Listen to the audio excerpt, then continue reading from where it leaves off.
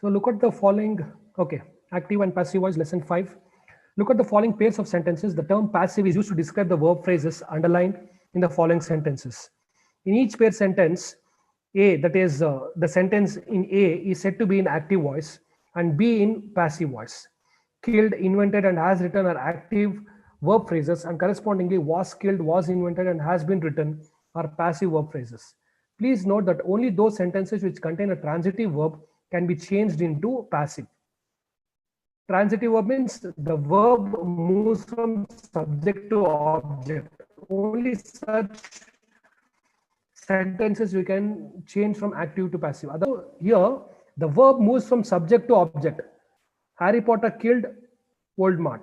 Only this can be changed into passive. Voldemort was killed by Harry Potter. In the examples given above, the three active sentences indicated as A contain a transitive verb. The transitive verb is a kind of a verb in which there is a flow of action from one person to another. This is what I meant. Flow of action means verb only. Verb moves from subject to object. Since the transitive verb in all these sentences takes only one object, it is called a monotransitive verb. Naturally, in all such sentences, the word order will be subject, verb, object. So this is the standard grammatical pattern of English, that is SVO of an English sentence. It is subject, verb, object. In each case, the verb is followed by an object. Here it is direct object. Sentences where the verb is used transitively can be reformed in the passive. When this happens, the original object becomes the subject and the verb is made up of a form of auxiliary be and past participle of the original verb. Then the original subject is retained as the agent and it is followed by as follows. Active voice, subject, verb, object. Passive, it becomes subject, verb plus be plus past participle, that is by agent. Ravana, here Rama killed Ravana is the active voice. How will you change it into passive? Object becomes subject here. Ravana was, verb, was killed.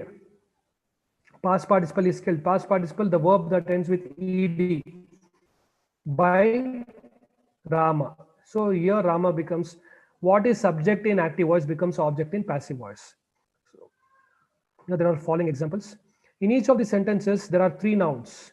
If you look at this first example, the chief minister will inaugurate the new playground of the school on 17 June. Which are the three nouns here? Chief minister, playground, and school. These are the three nouns. What will you do then in such situations? In each of these sentences, there are three nouns, one that comes before the verb and two nouns that come after the verb. In such sentences, the first noun that comes before the verb is the subject and two nouns which comes after the verb are objects. We can infer that the verbs in these sentences need two objects to complete their meaning. For example, in the first sentence, if you remove the word chocolates, in the second sentence, my new pen, and last sentence, housing quarters, the meaning of these sentences will not be complete. Only after you add the nouns, chocolates, my new pen, and housing quarters, will the sentences give complete meaning. That is why these verbs are called ditransitive verbs. Please note that while converting sentences with two objects into active voice, usually we prefer the human object. This is very much important. We prefer the human object. The object that comes immediately after the verb is the indirect object, and the noun object follows it is direct object. I gave my brother a new wristwatch on his birthday. So this is subject, verb, indirect object, direct object, and prepositional phrase. When there is an indirect object, this can also be made the subject of the passive sentences. Here, Sharath is the subject. See, there are two people here. Two people are involved. Sujay is another person, and chocolates is also noun. So, which becomes the indirect object? The noun that comes after the verb is the indirect object, and another noun, and the next noun becomes the direct object. How to form the passive? You identify the subject, verb, or object in the sentences. Make the object of the active sentence the subject of the passive voice. Look at these tense forms in each of the sentences and decide on the helping verb that should precede the past participle form of the verb. Choose the correct tense form of the verb be and write the passive phrase after the subject in the passive sentence. Then add an agent if necessary. The different tense forms of be are given below. be, form, am, is, are, was, were, been, being. So this I've elaborated in the 10th chapter. You can go through it. So here they are given the various examples of usage, and these are the further exercises. Then use of passive. We use the active voice to highlight the doer of the action. See, when do you use active voice and when do you use passive voice? Active voice, when the focus is on the doer of the action, we use active voice. What happened to somebody, then we use passive. We use active voice to highlight the doer of the action. Active means doer of the action. When we think who did the action is more important than the action. When we want to focus on the action per se and not interested about who did the action, we use passive voice. When the focus is on action, not on the doer, then we use passive. Normally, we use the passive voice when we do not know who did the action.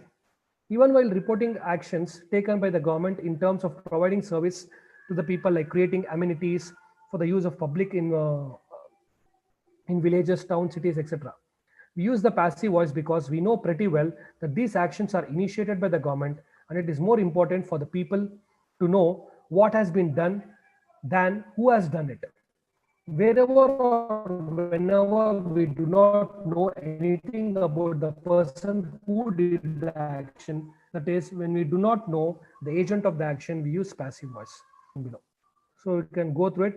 When to use passive: to avoid the use of vague or indirect known or unknown person, pronoun or subject, to show that the focus of interest is what happened to make the statement sound impersonal, to avoid the change of subject. See, the basic criteria of using passive is your focus is mainly on the action rather than the doer of the action. The focus in active voice is you focus on the doer of the action. So here we have various examples to focus on that. Once you solve, you will get some clarity.